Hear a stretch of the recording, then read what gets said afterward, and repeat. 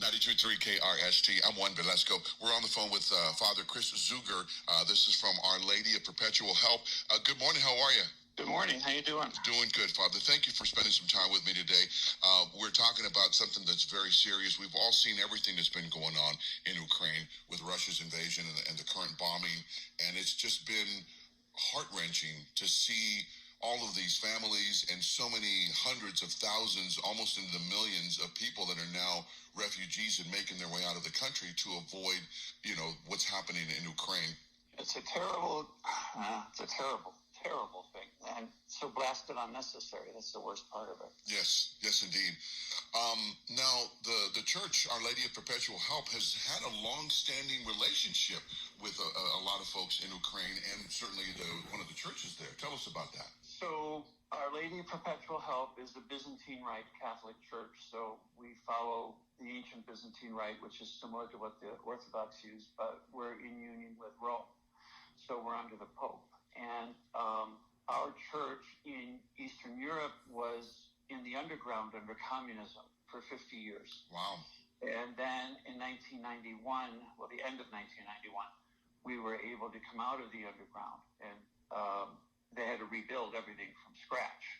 The parish has a mission society that goes back over 20 years, where we have been raising money to help with the building of new churches, convents, schools, training of seminarians, helping elderly priests. So with that mission society, we have a long commitment to them and a long relationship with them. Plus, I've been over there a number of times. I was going to ask you, I know you visited there a few times. Tell us about that. So I started going over in 2001. I was doing research both for the Mission Society to see, the conditions, the projects, to meet people. I was also doing research for a book that I wrote on the history of the church in the underground. So I was interviewing people who had survived the labor camps. Is the book already out? Oh, yeah. So I met all these various people who experienced life in the interior of Russia. Yeah. Persecution, and so I've got good connections with them, and the Mission Society has done fundraising over the years for all these projects, so we're used to go in there and help out. Now, one of the fathers there at the church, what is his name again? Our pastor is Father Artur Bubnevich. Okay. And he's from this corner of Ukraine where our church originates in eastern Slovakia, this western corner of Ukraine called Transcarpathia, and northern Hungary. And so it was a multi-ethnic church, and he's from there. His grandmother used to listen to Radio Vatican illegally during communism, and that's where he got his faith life from. Wow. And he's actually went back to get his family out of Ukraine. Right. He went back. His parents got out, and they're now in Hungary. And he's there until the 24th. He's supposed to get back to America on the 24th, God willing. I'm glad he was able to get his family out. That's a blessing. Yeah. That is a blessing. What kind of? I'm sure he's had some hardships getting there and then getting his family back. And I'm sure getting over there was, I think people were kind of surprised that anyone going into Eastern Europe nowadays. But he got there, and they had gotten out, but they told him they had a very difficult journey getting out, even from Transcarpathia, which has not been bombed, but just the volume of refugees. The line was over 30 kilometers long at the border, of people, having to get through the border control into Hungary. And of course, what do you come out with? Well, exactly. So many people barely were able to get clothes, much less water, food, medicine. So many of them just up and left, in the middle of the night and made a trip, that probably took forever because so many vehicles have been damaged or the roads are damaged. So most people are walking. A lot of people are walking. A lot of people, you get to a certain part near the border, and then the line is just so long they give up on the car. And they start walking. Of course, you see them on TV, they're carrying their kids, carrying their dogs and cats. And, they just have a roller suitcase or a couple shopping bags or backpack. And, a lot you can't pack your whole life into that. No, you can't. You can't take everything. And the thing that really, so many parts of this that are just heart-wrenching, where they were asking men, 18 to adult, they were making all the men stay. So 18 to 60. Right. So many of these men were taking their families to the border and having to turn back themselves to go back and fight. That was heart-wrenching. It's hard on the children because the children don't understand why Daddy didn't come. Right. And so I saw those and saw the story. It just broke my heart. It really is. Well, I'm glad that Father was able to get his family out. And when is he coming back? He's coming back on the 24th? Correct. Okay.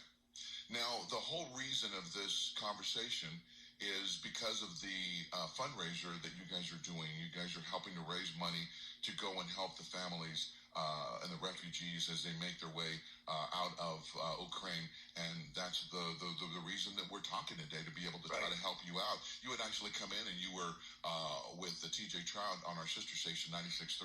And that's when we, heard about the story and wanted to talk to you because we wanted to be involved as well to get the word out and let people know what's going on. Thank you.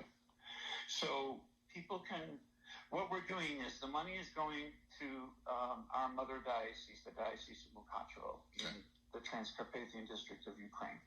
And it's going for two purposes. One is they're helping people who are crossing over into Slovakia and Hungary. They saw 120,000 people in 10 days go to Slovakia, and or even more than that, to Hungary. They've seen 400,000 so far come through Transcarpathia to go to Slovakia or Hungary. Goodness. And there are 300,000 people who have decided to stay in Transcarpathia, and they need housing. So the diocese is providing clothing, baby supplies, pet food, and for people that are going through to cross over the border into one of those countries, or all of those things plus housing inside Transcarpathia. So we helped one parish build a parish house last year, and they're housing 50 refugees from Kiev in that house, along with the priest and his wife and kids. Goodness. Because most of our parish priests are married over there. Right. And then I talked to the chancellor yesterday, and he said that just about every parish is housing refugees. So his parish is putting up 200 people.